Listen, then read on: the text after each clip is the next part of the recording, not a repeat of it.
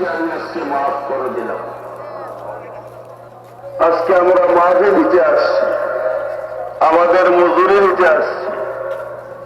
তবে কাদের জন্য? যারা রোজা রাখছি তাদের জন্য, যারা কোরআন সুন্নাহ অনুযায়ী কোরআনের ভাষায় রোজার সাধনা করেছে।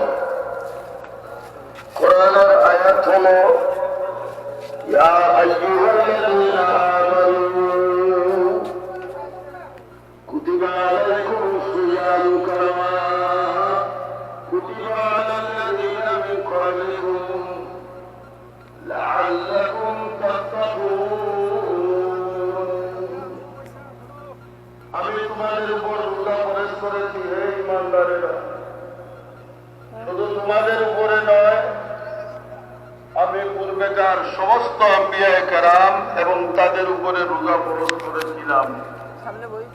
কিন্তু তাদের রোজা আর তোমাদের রোজার মধ্যে আসমান আর জমিন ব্যবধান